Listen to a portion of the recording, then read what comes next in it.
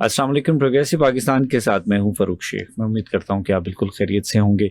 सामिन और नाज़रीन, प्रोग्रेसिव पाकिस्तान में मेरी आपके साथ मुलाकात हर सोमवार से लेकर जुमे तक दोपहर 1 बजे हुआ करती है और मुख्तलिफ मौज़ूआत के हवाले से बात की जाती है। प्रोग्रेसिव पाकिस्तान एक ऐसा प्रोग्राम है जिसे बहुत कुछ सीखने और सिखाने को मिलता है। सीखने और सिखाने की इस रीत को बरकरार रखते हुए आज भी हम आपकी खिदमत में हाजिर हैं और आज का प्रोग्राम ख़ास इसलिए है कि आज का दिन बहुत ख़ास है। आज जो है वो वर्ल्ड मेंटल हेल्थ डे है और यानी ज़हनी तंदुरुस्ती कितनी ज़रूरी है इसके ऊपर आज बात की जा रही है और हर जगह पर सेमिनार्स मुनक्किद किए जा रहे हैं, तकरीबात मुनक्किद की जा रही हैं, अवेयरनेस दी जा रही है कि किसी तरीके से बताया जाए कि हमारे लिए हमारी फ़िज़िकल तंदुरुस्ती के साथ साथ हमारी ज़हनी तंदुरुस्ती का होना भी बहुत ज़रूरी है।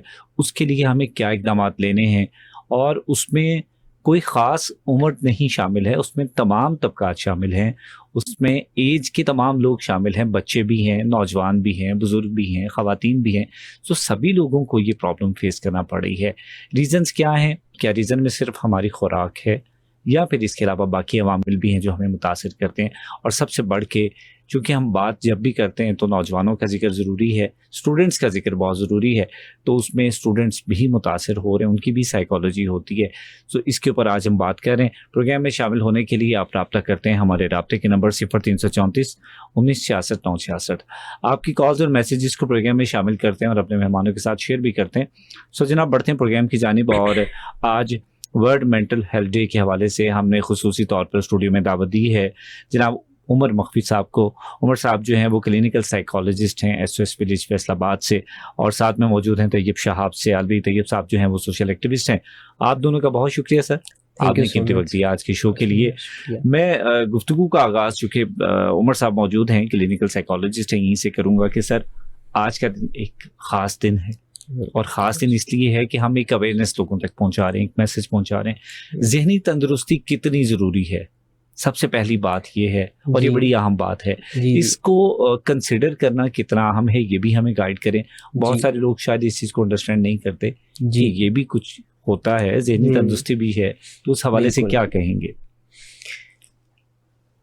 ज़िंदगी दी है तो जीने का हुनर भी देना, पाँव बख्शे हैं तो तौफीक के सफ़र भी देना, गुफ्तगू तूने सिखाई है कि मैं गूंगा था, अब मैं बोलूँगा तो बातों में असर भी देना। वाह, क्या बात है।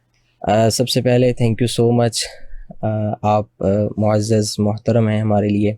आपका शुक्रिया, आपने इनवाइट किया। जैसा कि आपने बहुत अच्छा बताया कि मेंटल हेल्थ डे है आज, तो उसी से रिलेटेड हम आज डिस्कस कर रहे हैं। हम अगर अपनी सोसाइटी की तरफ नज़र दौड़ाएं तो बहुत सारे केसेस जैसे कि सुसाइड के रेलिवेंट हमें केसेस मिलते हैं या एक पर्सन आता है कि जिसने गुस्से में आकर या प्रेशर में आकर किसी दूसरे को कत्ल कर दिया। ठीक है, सोशल मीडिया पर हम ऐसी खबरें बहुत सारी खबरें मिलती हैं। तो क्या आपको लगता है कि ये जिस्मानी है? ज़हनी तौर पर ज़हनी तनाव है।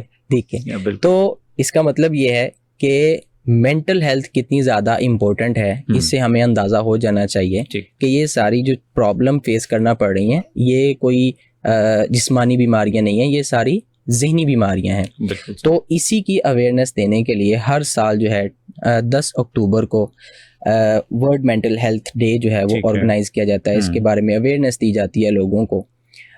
इसका आगाज़ जो है ना वो 1992 में हुआ था। ठीक है, तो उसके बाद 2 साल तो ऐसे ही चला, लेकिन फिर 2094 में इन्होंने हर साल एक थीम इंट्रोड्यूस करवाया कि हर साल हम जस्ट प्रोग्राम नहीं करेंगे, हर साल का एक थीम होगा जिसको हम इंट्रोड्यूस करवाएंगे। जैसे कि लास्ट टाइम थीम था it's time to prioritise the mental health in a work place, मतलब हमने फोकस किया था वर्क प्लेस पर मेंटल हेल्थ को। तो इस साल का जो हमारा जो थीम है वो ये है कि assess the services mental health in catastrophes and emergencies. तो मेंटल हेल्थ जो है वो बहुत ज़्यादा इम्पोर्टेंट है। इसमें बहुत ज़्यादा जो है वो आगे इसकी बहुत ज़्यादा डिसऑर्डर्स आ जाते हैं जिसको हमें समझना चाहिए, जो कि आम लोग जो है वो इसको नहीं समझते। मेंटल हेल्थ के ऊपर जब बात होती है, अभी चूँकि उमर साहब ने जिक्र किया है कि बाज़ औक़ात कुछ ऐसे तनाजुर में हम चले जाते हैं कि चीज़ें एक्सट्रीम पर चली जाती हैं और हम जिसे कहते हैं ना कि इंतहाई इक़दाम की तरफ चले जाते हैं। उसमें मैं जिक्र करना चाहूँगा कि जब हम कहते हैं जी स्टूडेंट्स के हवाले से बात की जाए, जब भी रिज़ल्ट आता है या उसके आसपास के दिन होते हैं, बड़े तनाव के दिन होते हैं बच्चों के लिए ख़ास तौर पर। और मैं अक्सर डिस्कस किया करता हूँ कि बच्चों को पेरेंट्स के हवाले से एक पॉजिटिव सपोर्ट की ज़रूरत होती है, बच्चों को रिलैक्स करने की ज़रूरत होती है। वो बाज़ औक़ात कई बच्चे ऐसे होते हैं जो उस प्रेशर को कॉप अप नहीं कर पाते, कंट्रोल नहीं कर पाते। मेरे साथ मौजूद हैं तैयब शाहाब सियालवी। मैं तैयब से जानूँगा, चूँकि ये स्टूडेंट्स की जो यूनियन है उसके भी साथ इनका कनेक्शन है, उसके साथ साथ ये सोशल भी एक्टिव हैं काफ़ी ज़्यादा। स्टूडेंट्स की साइकोलॉजी अक्सर इसके ऊपर बात नहीं की जाती, अंडरस्टैंड नहीं किया जाता। जैसे अभी हम शो से पहले बात कर रहे थे कि स्टूडेंट्स का भी बिहेवियर होता है, उसको समझने की ज़रूरत है। तो क्या कहना चाहेंगे इस हवाले से? सबसे पहले जी आपका शुक्रिया, आज के दिन के हवाले से आपने ये प्रोग्राम किया, और इस प्रोग्राम के ज़रिए बहुत सारे लोगों को लाइफ में अपनी लाइफ को मैनेज करने के हवाले से, ज़हनी सेहत के हवाले से बहुत कुछ सीखने को मिलेगा। जैसे आपने बात की स्टूडेंट्स के हवाले से, अब हमारे इस माशरे में स्टूडेंट्स को जो है वो गाइड करने के हवाले से उस्ताद और वालिदैन का जो रोल है, मैं समझता हूँ जितना अहम है, इस पर अगर बात करें तो कम नहीं है, बहुत ज़्यादा। हम जितनी इस पर बात करें उतनी कम लगती है। अब हमारे यहाँ स्टूडेंट्स जो है जब नंबरों की दौड़ में लगे हुए हैं, और अगर इसको हम बात करें कि उस्ताद जो है वो माशरे में जो रोल प्ले कर सकता है, वो एक ज़हनी सेहत का, जिस तरह से आज का दिन है, इसमें उस्ताद जो है वो सेहतमंद माशरा बनाने में अपना किरदार अदा कर सकता है। अब स्टूडेंट जब नंबरों के हवाले से बात करते हैं, जब नंबर कम आते हैं तो बच्चा जो ज़हनी तौर पर परेशान जब नज़र आता है, तो उसको एक नहीं, उसको जिस हल्के में बैठता है वहाँ पर उसको नंबरों पे बात की जाती है, वो बीमार होता है। अब जिस तरह दिल की बीमारी होती है, आँख की होती है, या जिस्म के किसी हिस्से की, तो ज़हनी सेहत का भी ख्याल बहुत ज़रूरी है। अगर बच्चा बताता है कि मेरी ज़हनी सेहत ठीक नहीं है, तो हम उसको अगर इसको गलत ना होगा तो हम उसको कहेंगे शायद वो पागल खाने की तरफ उसको कंसिडर नहीं करते। मुझे लगता है उमर साहब क्या कहेंगे इस हवाले से? सर देखें, हमें स्टूडेंट के सुसाइड के केस मिलते हैं तो वो किस वजह से? जस्ट इस वजह से कि प्रेशराइज किया जाता है स्टूडेंट को, और जस्ट टीचर की वजह, टीचर की तरफ से नहीं, पेरेंट्स की तरफ से, भाइयों की तरफ से, दोस्तों की तरफ से, तुम्हारे नंबर इतने कम आए, तुम तो हाई अचीवर हो, तुम तो 100% करने वाले हो, तुम्हारे 99 क्यों आ गए?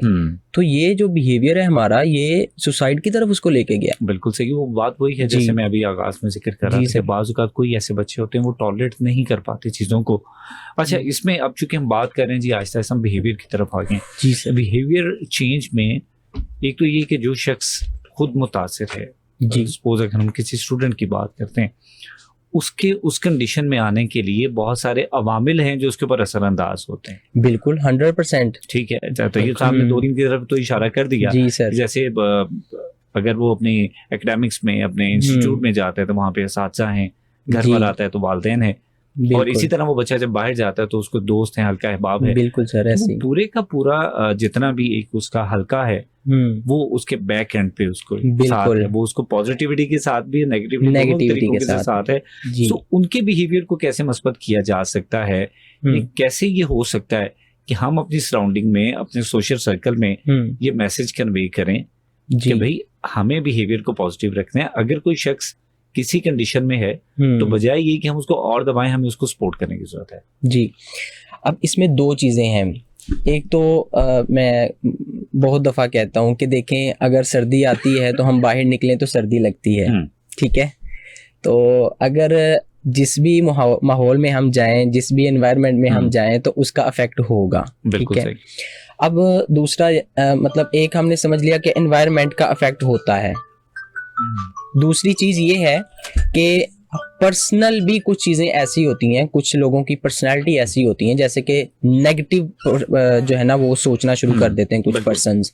तो इसमें दोनों किरदार बराबर के शरीक हैं। मतलब हमें पेरेंट्स को भी ये कन्वे करना चाहिए कि हम दूसरों को समझने की तरफ जाएं, पॉजिटिव सोचें, दूसरे को अंडरस्टैंड करें, एम्पैथेटिक बिहेवियर जो है वो अपनाएं, ना कि हम नेगेटिव सोचें, ना कि हम ये समझें कि बच्चे ने जानबूझ के गलत किया है, ये नहीं सोचा जाए, बल्कि पॉजिटिव सोचा जाए कि यार गलती हो जाती है इंसान से, ठीक है।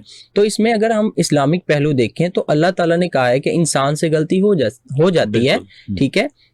जैसे कि कुरानी आयात हैं, कुल या इबादी अल्लज़ीना असरफ़ू अला अनफुसिहिम, के ए महबूब सल्लल्लाहु अलैहि वसल्लम बंदों को बताओ कि ये इंसान अपनी जानों पर जुल्म कर लेता है, ला तक़नतु मिन रहमतिल्लाह, मेरी रहमत से मायूस नहीं होना, ठीक है। तो अगर अल्लाह ताला फरमा रहा है, जिसने तख्लीक की, जिसने पैदा किया, जिसने बनाया, जिसने दुनिया में भेजा, वही ये कह रहा है कि बंदे से गलती हो सकती है और फिर अल्लाह की रहमत से मायूस नहीं होना, तो हम किस चीज की मतलब ना मायूसी दिखा रहे हैं, या हम ये कह रहे हैं कि तुमने गलती क्यों की। ये बड़ा बिहेवियर होता है कि तुमने गलती क्यों की। हम ये नहीं कहते कि यार तुमसे गलती हो गई, ठीक है, हम नेक्स्ट टाइम जो है ना वो इसको बेहतर कर लें। ये बिहेवियर जो है ना हमें मजीद जो है ना नफ्सियाती बीमारियों की तरफ लेकर जाता है। आपकी बात से मुझे बात याद आ गई कि बड़ा एक खूबसूरत किसी मोटिवेशन स्पीकर की स्टेटमेंट थी। उन्होंने कहा कि इंसान जो है वो गलती का पुतला है, बिल्कुल बशर है, गलती करना जो है उसकी सिफ्त में शामिल है। बिल्कुल ऐसे वो गलती उसने करनी है, तो बजाय ये कि हम उसकी गलती के ऊपर उसको टोकें या उसको सजा दें, तो क्यों ना हम ये अल्लाह ताला से दुआ करें कि अल्लाह ताला गलती तो मेरी सिफ्त में शामिल है, बिल्कुल, तो मुझे तौफीक दे कि मैं अपनी गलती को सुधार सकूं। तो ये बिहेवियर अल्टीमेट अगर हम अल्लाह ताला से दुआ करके कि हमारी गलती हमारे में मौजूद है, हम किसी तरह दुरुस्त करें, तो ये मैसेज अपने लोगों में, अपनी कम्युनिटी में क्यों नहीं दिया जा सकता। बिल्कुल सर, तो इसको मस्बत किया जा सकता है। ऐसे ही है सर। जनाब तैयब साहब, सोसाइटी में चूंकि सोसाइटी का जिक्र हो रहा है तो लोगों का रवैया किस हद तक मैटर करता है। हम अक्सर जब कभी भी मिलते हैं तो तैयब साहब बहुत सारी चीज़ों के ऊपर कहते हैं कि सर लोगों का बिहेवियर बड़ा नेगेटिव हो जाता है, स्टेटमेंट्स बड़ी एग्रेसिव आ रही होती हैं, टॉलरेंस नहीं कर रहे होते। ये अल्टीमेट सारी चीज़ें इसी तरफ जाती हैं। तो कैसे देखते हैं इन चीज़ों को, ये क्या करना चाहिए जब इस तरीके से कोई प्रेशर माइंड के ऊपर आ जाता है कि आप पॉजिटिव थॉट के साथ चलते हैं और दाएं बाएं से नेगेटिव चीज़ें इफेक्ट करी जा रही हैं।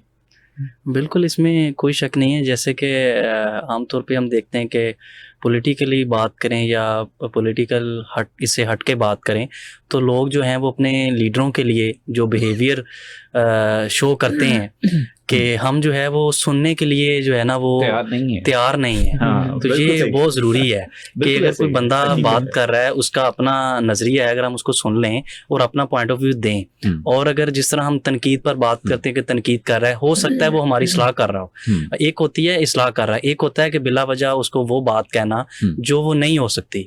अब बहुत सारी चीज़ें हैं जो हम अगर बिहेवियर देखें तो ऑफिस का माहौल देखें, अगर एक बंदा उसकी आदत है उसको ठीक करने के हवाले से अगर हम उसको रोकते हैं, क्यों ना हम उसको अपनी सोसाइटी का हिस्सा बना के या उसकी सोसाइटी में दाखिल उसको स्टडी करें, उसकी वजह क्यों है। अगर वो इतना बिहेवियर है, हम क्या उसके लिए रोल प्ले कर सकते हैं। अगर हम रोल प्ले नहीं अच्छा कर सकते उसका बिहेवियर से, अगर हमने भी उसको उल्टा उसी तरह का बिहेवियर माहौल दिया, तो वो तो एक आग की तरह जो है मसला बन जाता है, फिर वो हालात ख़राब करता है। ये बहुत ज़रूरी है। अगर हम अपना माहौल, मैं अक्सर कहता हूँ कि हमें या तो उसका बन जाए या उसको अपना कर लें।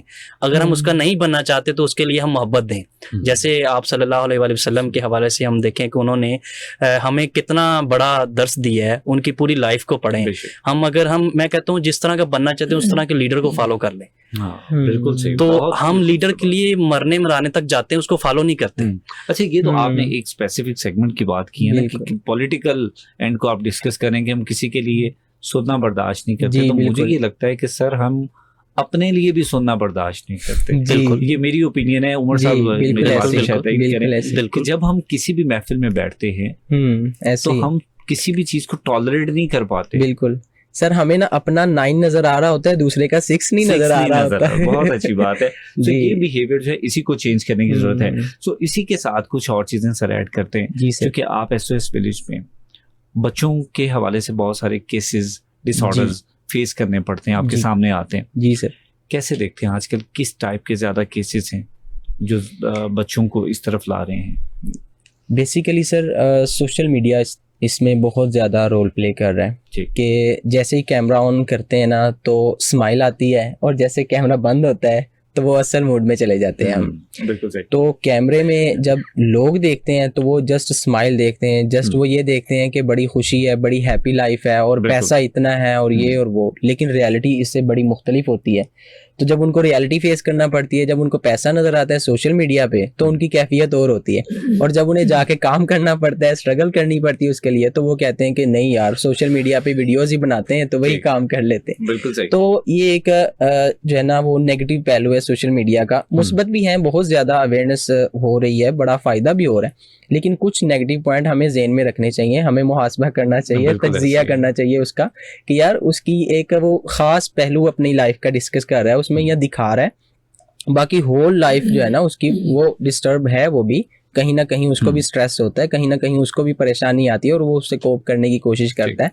और वो उसने भी मेहनत की है और वो मेहनत करता भी है, लेकिन वो कैमरे में नहीं दिखा रहा होता कि वो हाँ, क्या काम कर रहा है। बिल्कुल तो ऐसे हमें ही। ये एक मेन पॉइंट है जो ना आजकल की यूथ को समझना चाहिए कि वो तज्जिया करे इस चीज़ का कि हमने सब मेहनत करनी है और आगे बढ़ना है, बिल्कुल सही है। जस्ट सोशल मीडिया से के नहीं हवाले सीखना। से उमर साहब, जी ऑटिज्म के बहुत सारे केसेस हैं, जी सर, बिल्कुल और ऐसे ही। मैं बल्कि यहाँ पर एक दफ़ा दोबारा, क्योंकि अक्सर औकात सर हम इसके ऊपर बात करते रहते हैं, ऑटिज्म के बहुत सारे केसेस जी या फिर साइकोलॉजिकल जितने भी इश्यूज हैं उनको डिस्कस करते रहते हैं। जी तो मैं ये चाहूँगा कि एक दफ़ा दोबारा हम इसके ऊपर बात करें कि बेसिकली ऑटिज्म है क्या, सिम्टम्स क्या होते हैं और बच्चे क्यों मुतासिर इससे होते चले जा रहे हैं, ताकि ये एक पॉजिटिव मैसेज जितने भी हमारे सुनने वाले वहाँ तक पहुँच सके। जी बेसिकली न्यूरो डेवलपमेंटल डिसऑर्डर्स हैं जिनमें ऑटिज्म आता है या ADHD आता है या डेवलपमेंट के दीगर इशू हैं या स्पीच के कुछ इश्यूज आते हैं।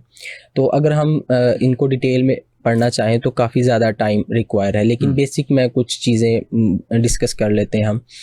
बच्चों से रेलिवेंट जितने भी केसेस आते हैं, जैसे कि बच्चा जो है वो बहुत ज़्यादा हाइपर एक्टिव हो जाता है, मतलब ये कि वो ठीक से बैठता नहीं है, ठीक है, ये भी एक उसका डेवलपमेंट का पार्ट है और वो उसमें प्रॉब्लमेटिक होता है। तो फिर जो है ना मदर्स या पेरेंट्स जो हैं वो कहते हैं कि यार ये बच्चा टिक के क्यों नहीं बैठता, हालांकि उनको अवेयरनेस नहीं है ना, उनको पता नहीं है कि ये एक साइकोलॉजिकल डिसऑर्डर हो सकता है, तो इसकी अवेयरनेस भी देने की ज़रूरत है।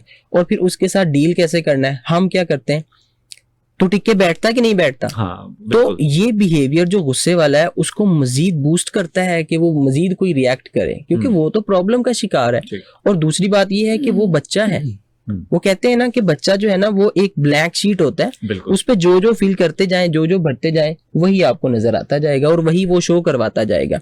तो इसलिए हमें जो बच्चे को ना अंडरस्टैंड करना चाहिए। अगर हमें लग रहा है कि बच्चा किसी प्रॉब्लम का शिकार है, फॉर एग्जांपल न्यूरो डेवलपमेंट में कुछ केसेस ऐसे आते हैं, कुछ डिसऑर्डर्स, कुछ प्रॉब्लम्स ऐसी आती हैं जिसमें ना बच्चे को ना पढ़ने में प्रॉब्लम होती है। तो अगर किसी मदर को इस चीज की अवेयरनेस दी जाए कि ये एक मेंटल डिसऑर्डर हो सकता है, तो वो उसको उस तरह से डील करेगी। वो कहेगी कि अब पता क्या कहते हैं, वो कहते हैं ये जानबूझ के पढ़ नहीं रहा यार, उसकी कंसंट्रेशन नहीं है, उसकी तवज्जो नहीं, फोकस नहीं कर पा रहा यार, ये वो प्रॉब्लम हो सकती है।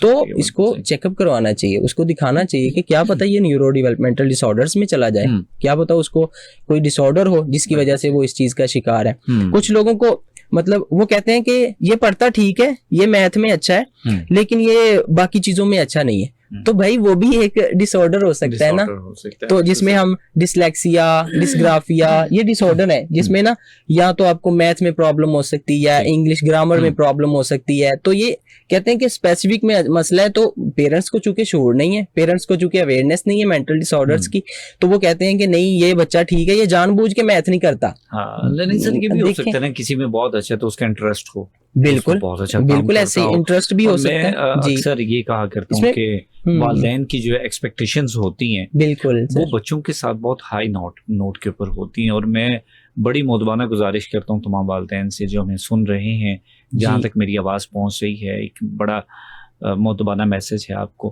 कि अपने बच्चों को अंडरस्टैंड करें। सारे बच्चे एक जैसे नहीं होते हैं और हमारी एक्सपेक्टेशंस का लेवल बहुत हाई है। हमारी एक्सपेक्टेशन बच्चे को तैयार करने के ऊपर होनी चाहिए, ना कि उससे फाइनल रिजल्ट्स लेने के ऊपर होनी चाहिए।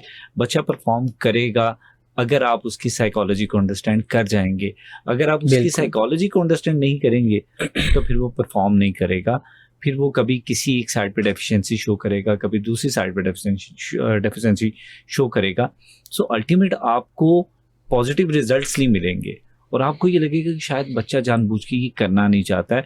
लिहाजा ज़रूरी है कि चाइल्ड साइकोलॉजी को भी अंडरस्टैंड किया जाए। सो जनाब, आज डिस्कशन जारी है वर्ल्ड मेंटल हेल्थ डे के हवाले से। स्टूडियो में मेरे साथ मौजूद हैं मोहम्मद उमर मखफी साहब, क्लिनिकल साइकोलॉजिस्ट हैं, और साथ में मौजूद हैं तैयब शाहाब सियालवी, सोशल एक्टिविस्ट हैं। सो जनाब, एक ब्रेक ले रहा हूँ, ब्रेक से वापस आएंगे, गुफ्तगू को जारी रखेंगे, कहीं जाइएगा मत, मिलते हैं इस ब्रेक के बाद। Leads to a treatment. तो इसी तरह हम डायग्नोस्टिक से ही पब्लिक हेल्थ प्रोवाइड करते हैं, वन हेल्थ प्रोवाइड कर सकते हैं। Right. You talked about misdiagnosis and all. So I want to know that how does the department stays relevant to the advancements in the medical laboratories and diagnostics, you know? Ma'am इस तरह है कि हम लोग we have replace manpower with robots हाँ we can replace we man केवल मतलब जहाँ पे हम लोग पाइपटिंग है जो डिफरेंट सैंपल कलेक्शन है जी, जी। वो use to do with human man power but we can replace it with robot Okay. They can save our time Yeah. They can save man power इतनी देर में जो है वो रोबोट्स है सैम्पलिंग है या हमारी जो भी डिफरेंट प्रोडक्ट होती हैं हमारी जब पाइपटिंग होती है ये हम ह्यूमन की जब हम रोबोट से Right. करवाते हैं एआई जो है हम यूज़ कर सकते हैं यहाँ पे तो हमारा इससे टाइम भी सेव होता है और सबसे पहली बात हमारी जो मेन चैलेंज आता है वो है जी। एक्यूरेसी का और प्रिसीजन का Right. तो Right. आपको पता है जो ह्यूमन भी है कहीं कहीं एरर आ ही जाता है उनसे लेकिन अगर हम एआई से इसको रिप्लेस कर दें तो हमारी जो एक्यूरेसी है वो ज़्यादा हो जाती है और एरर के चांसेस कम हो जाते हैं Right, right. Let's discuss about the research, education, and about the career development related to your field. How does the department contribute to the medical research and academic development? Recently I will मैं आपको बताऊं तो मैंने इसी month में 6 article publish किए अपने Right, mashallah, इसी mashallah. तरह Congratulations. Thank you very much तो इसी तरह जो हमारी डिफरेंट फैकल्टी मेंबर्स हैं हम लोगों ने इसमें एचईसी के जर्नल्स में करवाए इसके अलावा they are also published in Scopus index Right, right, international national journals में हम जो है पब्लिकेशन जो है हमारी Right. डिपार्टमेंट में चलती रहती हैं right, बल्कि we are also engaging our students right. हमारे Okay. जिस तरह के फाइनल ईयर के उस बैच पास हुआ है आई गेस तो हमारी जितने ऑलमोस्ट 56 स्टूडेंट्स सबकी जो पब्लिकेशन जो थी वो हम लोगों ने करवाई है Mashallah, mashallah, mashallah. That's really wonderful. I would like to know what opportunities are available for the students to get involved in like hands-on training. You discussed about the research, which is like, you know, amazing. Alright actually we are also labs हमारी अपनी है इसके अलावा we also invited externals Okay, for arranging seminar Okay. conferences and also one hand practices okay, they okay, also include workshop okay, okay. इसमें workshop वगैरह होती हैं different हम लोग जो हैं वो इंस्ट्रूमेंट्स जो होते हैं इक्विपमेंट्स होते हैं डिफरेंट लेबॉर्ट्री के स्टैंडर्ड लेबॉर्ट्री की है इनके जो हैं वो लेबॉर्ट्री मैनेजर्स जो हैं उन्हें इनवाइट करते हैं देन वो हैंड्स ऑन प्रैक्टिसेस करवाते हैं हमारे स्टूडेंट्स को All right, all right. So, are the labs part of, you know, your curriculum design, like the practical hands-on learning? Yes ma'am they are part of the Okay, okay, okay. I would like to know what career paths are available for, you know, medical laboratory professionals and how they can advance in their careers. Ma'am first of all जो हमारे पास जो है वो government sector में after BS medical laboratory technology इनके पास जो 17 स्केल की हमारे पास गवर्नमेंट सेक्टर में हॉस्पिटल्स में जो है Okay. टर्शरी हॉस्पिटल में जॉब्स अवेलेबल हैं Okay, इसके अलावा they can supervise their on lab okay, they can work as an lab manager okay, they can work as a lab supervisor okay, they can lab as a forensic scientist okay, they can work as a professional laboratory scientist okay, they can work in different laboratory sector like they can work in microbiology lab actually medical laboratory science is a vast field okay. it covers different areas like microbiology immunology serology Oh, biotechnology biochemistry Okay, okay. hematology histology तो different जिस तरह इस different इस areas की हमारे पास lab होती है तो students can Right. supervise their own interest area Thank you so much, Saiba. It's wonderful knowing you know, a different dimension in a different field. I would like to know that how do you see the medical laboratory sciences field evolving over the next decade? our student can move in digital pathology genomics AI and in many different areas that cover many area of artificial intelligence Right, right, right.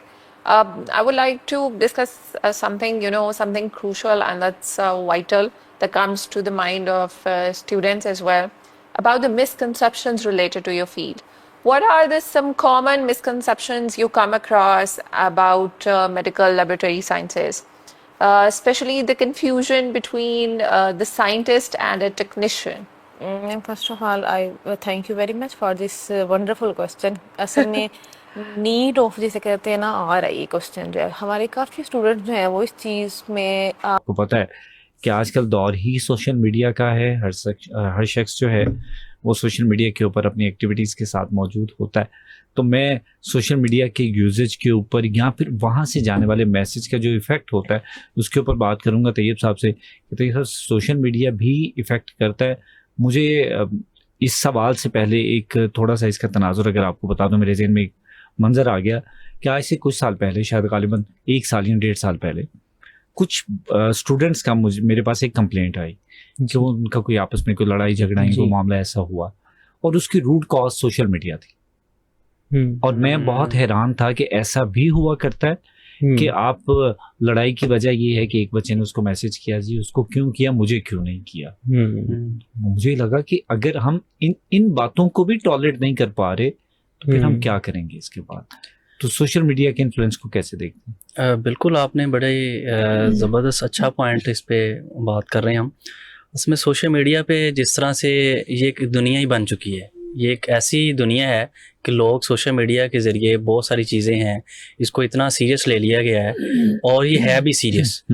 एक तो ले लिया गया, एक तो है भी serious. तो सीरियस है बिल्कुल। तो अगर हम इसको देखें कि सोशल मीडिया पे जो जिस तरह के मैसेजेस और सोशल मीडिया पे जो चल रहा है, हम तहकीक नहीं करते।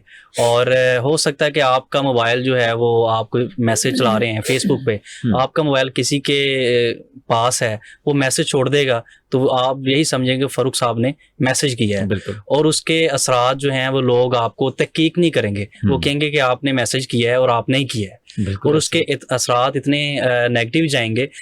जैसा कि अक्सर लोगों के सोशल मीडिया जो अकाउंट्स है वो कहते हैं कि हैक हो गए हैं, तो उस वजह से हमारे इश्यूज आते हैं, पैसे मंगवा लिए जाते हैं, और भी डिफरेंट इसके इश्यूज आते हैं। अगर हम सोशल मीडिया की बात करें, इसके इस्तेमाल जो है वो हमने नहीं सीखा, और इसका इस्तेमाल ना सीखने की वजह से हमने इसकी जो है वो पता नहीं इसकी अहमियत पर, और हर बंदा जो है इसको इस्तेमाल कर रहा है। मैं समझता हूँ इसकी भी आगाही होनी चाहिए। अगर हम सोशल मीडिया को इस्तेमाल करते हैं, इस तरह के जो आपने इशू बताए हैं वो बने ही ना। हम तो एक तहकीक नहीं करते सोशल मीडिया पे, जिस तरह के मैसेज चलते हैं या हम पैगामात देते हैं। हम देखें ना, हम भी सोशल मीडिया इस वक्त हमारे सुनने वाले जो हैं, मैं समझता हूँ अगर इस बात को समझें तो ज़्यादा नहीं 50% ही इस पर अमल करें तो इसका जो है ना वो बड़ा अच्छा रिजल्ट जाएगा। बिल्कुल सही है। तैयब साहब ने बड़ी अच्छी बात की कि सोशल मीडिया के इस्तेमाल के ऊपर भी बात होनी चाहिए, तरीक़ाकार भी सीखना चाहिए कि जी सोशल मीडिया को कैसे हमने यूज़ करना है।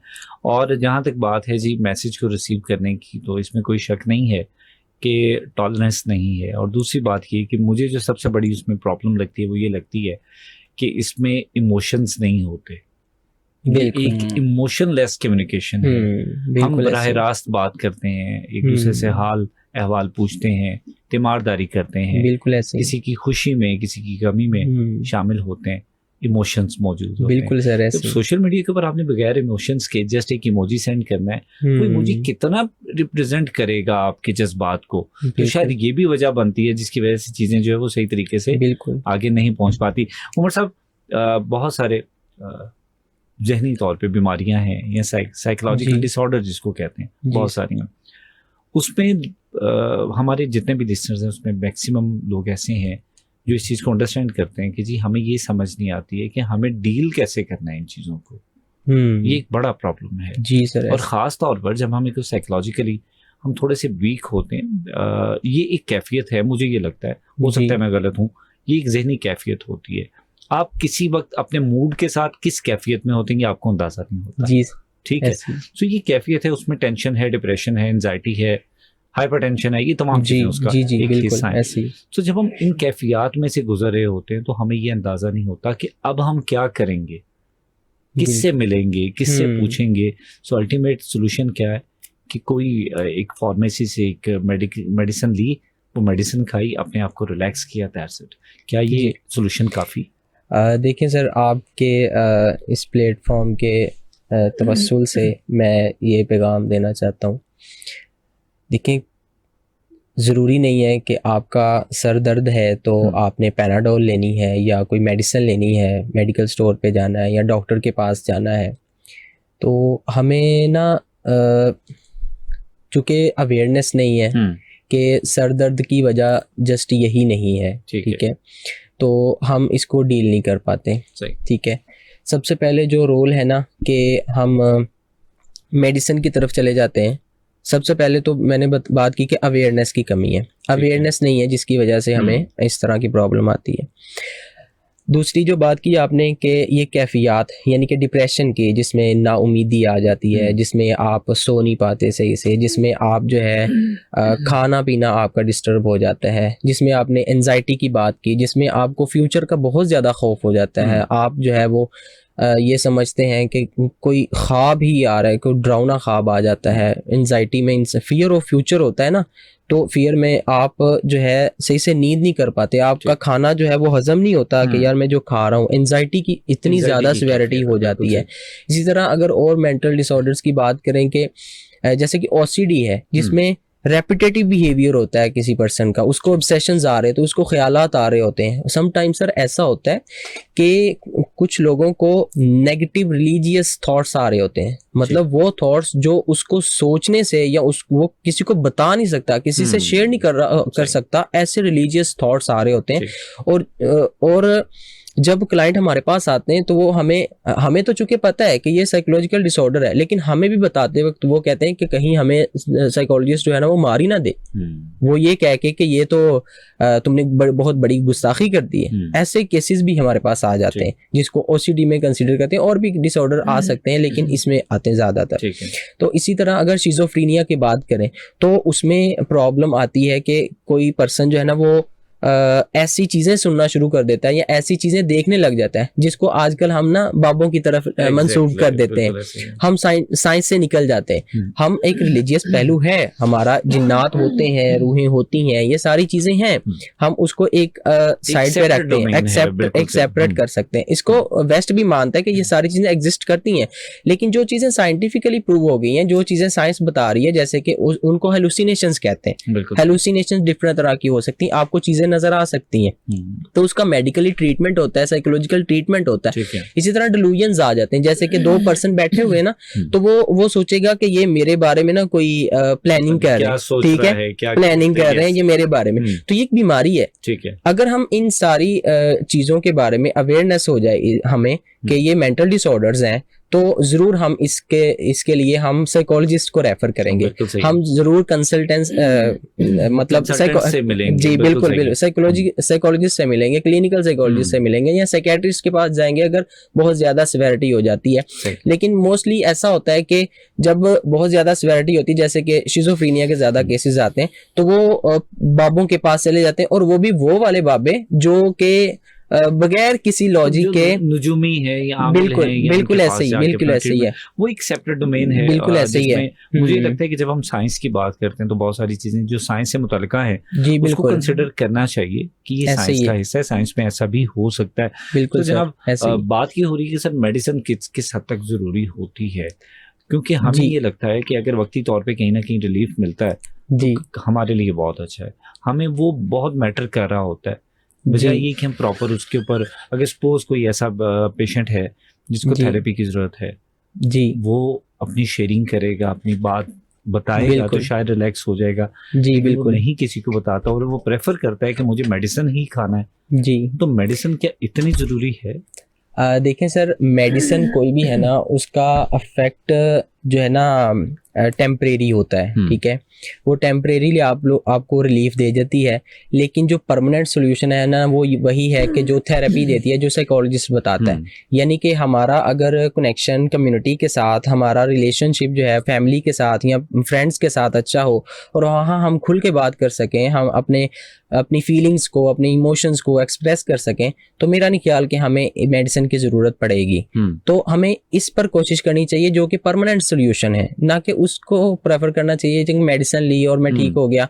इसके साइड इफेक्ट जो है ना हमें फ्यूचर में नजर आएंगे, फिर हमें फ्यूचर में बहुत ज्यादा प्रॉब्लम्स फेस करना पड़ती हैं जब हम मेडिसिन को यूज करते हैं। हाँ, जब हमें हमारी प्रॉब्लम की सिवियरिटी बहुत ज्यादा हो जाए जहाँ पे थेरेपी अफेक्ट ना करे, समटाइम ऐसा होता है ना कि कुछ साइकोलॉजिकल डिसऑर्डर्स ऐसे हैं जिसमें क्लाइंट की इनसाइट नहीं होती, यानी कि उसको पता ही नहीं होता कि वो किस कैफियत में है, तो उसमें हम जरूर प्रेफर करते हैं, बल्कि हम रेफर करते हैं कि साइकियाट्रिस्ट के पास जाओ और उससे मेडिसिन लो, ठीक है, लेकिन जहाँ पे ज़रूरत नहीं है वहाँ पे मेरा नहीं ख्याल कि आपको ये लेनी चाहिए जो जिस चीज़ के साइड इफ़ेक्ट हों। बिल्कुल सही है जी। जो हम बात बात पे मेडिसिन ले लेते हैं वो भी नुकसान का बायस बनती है। मैं तैयब साहब से ये जानना चाहूँगा कि सर सोसाइटी में बहुत सारे ऐसे इश्यूज़ होते हैं और हमें अंदाज़ा भी बाज़ औक़ात हो जाता है, जैसे हम अपने पीयर ग्रुप में चले जाते हैं, नौजवानों को मिलते हैं, दोस्तों में बैठते हैं, तो कोई एक आपको एक उसकी कैफियत बता देती है कि इसमें कुछ चेंज आज लग रहा है, तो वहाँ से अंदाज़ा हो जाता है। तो अल्टीमेट वहाँ पे हमारी ज़िम्मेदारी मुझे लगता है शुरू हो जाती है, बिल्कुल। लेकिन हम इस चीज़ को अंडरस्टैंड नहीं कर पाते। तो ऐसे में क्या करना चाहिए, कैसे सपोर्ट करनी चाहिए उन लोगों को जो किसी ख़ास मूड स्विंग्स में हैं, किसी ख़ास कैफियत में हैं, और बीइंग दी फ्रेंड हमें ये चीज़ समझ में अगर आ गई है तो बजाय ये कि हम उसको मज़ीद अटैकिंग मोड में हैं, हम उसको डिफेंड करें, कैसे मुमकिन है? ये बड़ा अहम क्वेश्चन आपने किया, क्योंकि मैं इस्लामिक स्टडी का स्टूडेंट भी हूँ। तो इस्लाम ने हमें हर रास्ता जो है हमें बताया है, हर चीज़ का हल हमारे पास है। कोई ऐसी बीमारी नहीं है जिसमें हमारे लिए कोई हल ना हो। अब जिस तरह से आपने कहा कि हम जिससे मिलते हैं हमारे सोसाइटी कम्युनिटी में अगर चेंज नज़र आता है, बाज़ का आप देखें कि स्टूडेंट्स है, स्टूडेंट में अब सिगरेट और इस तरह की दीगर ऐसी चीज़ों के हवाले से अगर बात करें, वो आदी हो चुका है। अगर हमें पता चलता है तो हम क्या करते हैं, उसको फौरी रोकने की कोशिश करते हैं। ये नहीं करना चाहिए, हमें उनसे बैठ के हमें डिस्कस करना चाहिए, पूछना चाहिए या पहले ऑब्जर्व करना चाहिए क्या वो गलती से आया है या उसको इसमें प्लान इसका शामिल हो चुका है। तो उसके लिए हमें उसके साथ जो है मज़ीद जो है ना प्यार से मोहब्बत से उसके साथ अटैचमेंट बढ़ानी चाहिए और उसको ये बताना चाहिए।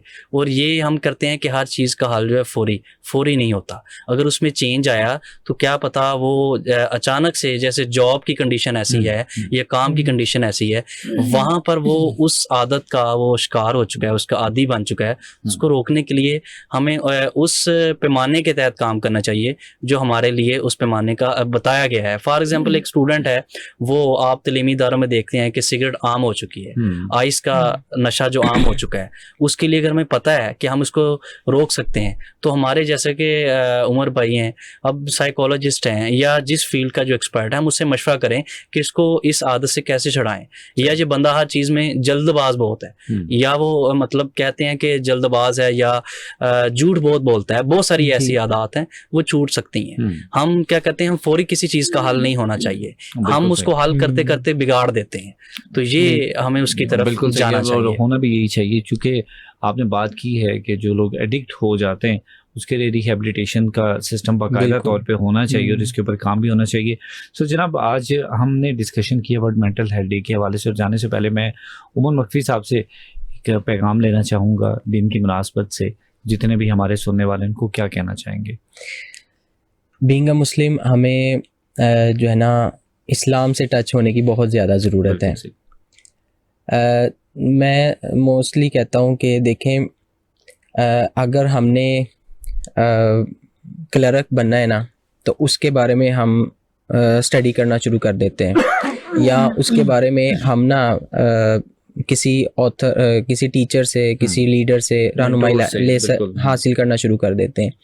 बीइंग अ मुस्लिम देखें, ये पूरी लाइफ का शेड्यूल है हमारा, ठीक है, सारी लाइफ शेड्यूल्ड है पहले से कि कैसे एक मुस्लिम ने ज़िंदगी गुजारनी है। तो आज मेंटल हेल्थ जो है ना वो इस्लाम से बेहतर कोई नहीं दे सकता, ठीक है, जहाँ पे हर चीज़ का सल्यूशन है। जब अल्लाह ताला ने फरमा दिया कि वलनबलुवन्नकुम बिशैइन मिनल खौफि वल जुइ व नक्सिम मिनल अम्वालि वल अनफुसि वस्समरात व बश्शिरिस साबिरीन, ये जितनी भी तुम्हें परेशानियाँ आती हैं ये तुम्हारी आजमाइश है। और जब मोमिन जब ये पढ़ेगा ना वो बश्शिरिस साबिरीन के सब्र करने वालों के लिए खुशखबरी है, तो मोमिन खुश नहीं हो जाएगा। तो हमें चाहिए कि हम इस तरह की चीज़ें पढ़ें, हम इनको पढ़ें, बार बार रिपीट करें। हमारा जो है ब्रेन है ना वो जिस तरह की थिंकिंग सोचता है, जिस तरह की थिंकिंग जो चीज़ आवाज़ें सुनता है ना वो उस पर असरअंदाज होती हैं। अगर हम ये चीज़ें पढ़ेंगे और हम ये चीज़ें अपने आप को सुनाएंगे, मतलब बशीर साबिरीन के उन सब के लिए जो है ना वो बशारत है, खुशखबरी है। फिर अगर आगे वाली आयत, अगर कोई मुसीबत आ जाती है, अल्लाह ताला फरमाता है अल्लज़ीना इज़ा असाबतहुम मुसीबा क़ालू इन्ना लिल्लाहि व इन्ना इलैहि राजिऊन। अगर कोई बंदा ये पढ़ेगा कि यार ये जो मुसीबत आई है ये अल्लाह की तरफ से आई है और हम भी अल्लाह की तरफ से आए हैं और अल्लाह की तरफ लौट के चले जाना है। अगर किसी की ये थिंकिंग बन जाए, और ये एक दिन से नहीं बन सकती, बिल्कुल इसको बार बार रिपीट करना पड़ता है, इसको बार बार पढ़ना पड़ता है, तो फिर जो है ना वो इंसान जो है ना वो बेहतर कारकर्दगी दिखा सकता है। बहुत खूबसूरत बात जी सर। और बल्कि इससे मुझे लगता है कि शायद तकलीफ की शिद्दत जो है वो खत्म हो जाती है, बहुत कम हो रह जाती है। तो ये भाई फाइनली क्या कहना चाहेंगे? मैं यही कहूँगा कि जिस तरह हम बाकी बीमारियों का ख्याल रखते हैं, तो ज़हनी सेहत के हवाले से हमें अपनी सेहत को बेहतर करने के हवाले से अपने जो उस्ताद हैं, अपने वालिदैन हैं, मुर्शद है या किताब बीनी है, इस पर जो है वो अमल करना चाहिए। और जब हम इस तरह की चीज़ों में अटैच रहते हैं, इन शख्सियात के साथ बैठते हैं, तो ज़हनी सेहत ठीक हो जाती है। ज़हनी सेहत के लिए अपनी प्रायोरिटी सेट कर लें। हमें अगर पता है कि हमने ज़हनी तौर पर ठीक है तो सब कुछ कर सकते हैं। तो ज़हनी सेहत का ख्याल जो है वो हमें इन्हीं जगह से मिलेगा।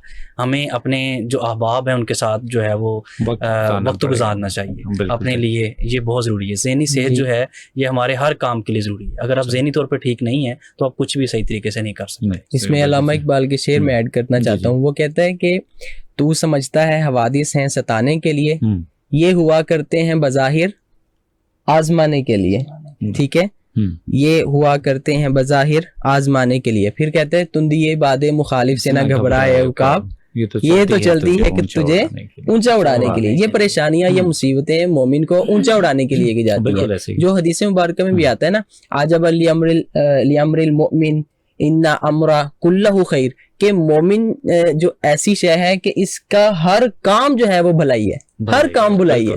मतलब उसको परेशानी आती है, उसको खुशियां, उसको सारी हर काम में उसके भलाई होता है, उसके पास मौजूद है। बिल्कुल सही है सर। बहुत शुक्रिया आपका। तो ये भाई उमर साहब आपका बहुत शुक्रिया, आपने कीमती वक्त दिया आज के शो के लिए। सो जनाब, आज प्रोग्रेसिव पाकिस्तान में हमने बात की है वर्ल्ड मेंटल हेल्थ डे के हवाले से। स्टूडियो में मेरे साथ मौजूद है मोहम्मद उमर मखवी और तैयब शाह से। आज भी बहुत डिटेल डिस्कशन है, बहुत कुछ सीखने और समझने को मिला। और जाने से पहले मैं सिर्फ ये कहना चाहूँगा कि हमारी फिजिकल फिटनेस के साथ साथ मेंटल फिटनेस बहुत ज़रूरी है। जहनी तौर पे हमें तंदुरुस्त होने की ज़रूरत है। बहुत सारी चीज़ें हैं जो हमारे ऊपर असरअंदाज होती हैं, हमें अपनी ज़िंदगी में शामिल करने की ज़रूरत है। सबसे पहली बात तो ये कि जैसे उमर साहब ने बात की कि जनाब आप पॉजिटिव थॉट्स को कंसिडर करें। आपके जहन, जब आप रवैया पॉजिटिव रखेंगे, आपके दिमाग में सोचें मस्बत आएंगी, तो अल्टीमेट आप अमल भी मस्बत ही करेंगे। सेकेंडली, जो कम्युनिकेशन या बॉन्डिंग की बात तैयब शाह ने की, वो भी खूबसूरत बात है कि हम अक्सर अपने बड़ों से, अपने मेंटोर से सीखते हैं। जब भी आजकल चूँकि बहुत सारे केसेस हैं डिप्रेशन के, एंजाइटी के, तो उसकी बड़ी वजह ये होती है कि हम शायद शेयरिंग नहीं करते, किसी से बात कहना पसंद नहीं करते, या हमारे दिल में एक बेजा खौफ होता है कि पता नहीं किसी से बात करेंगे तो क्या हो जाएगा। सो जब तक आप किसी के साथ शेयरिंग नहीं करते हैं, अपने दुख दर्द को नहीं बयान करते हैं, तब तक उसका कोई पॉजिटिव वे सामने नहीं आता। उसको भी करना बहुत ज़रूरी है। और जब आप चीज़ों को शेयरिंग करते हैं, केयरिंग करते हैं, तो चीज़ें खुद ब खुद अच्छी हो जाती हैं। अल्लाह ताला आप तमाम लोगों को अपने हिफ्ज़ व अमान में रखे, आपको फिज़िकली मेंटली हमेशा तंदुरुस्त रखे। सो जनाब, आज के प्रोग्रेसिव पाकिस्तान से मुझे इजाज़त दीजिए। मेरी आपके साथ मुलाकात होगी अब प्रोग्रेसिव पाकिस्तान में दोबारा सोमवार को दोपहर 1 बजे। लेकिन उससे पहले हम कल मिलेंगे करंट अफेयर शो में दोपहर 2 बजे। तब तक के लिए अपना बहुत सारा ख्याल रखिएगा, दुआओं में लाजमी याद रखिएगा। अल्लाह ने के बाद।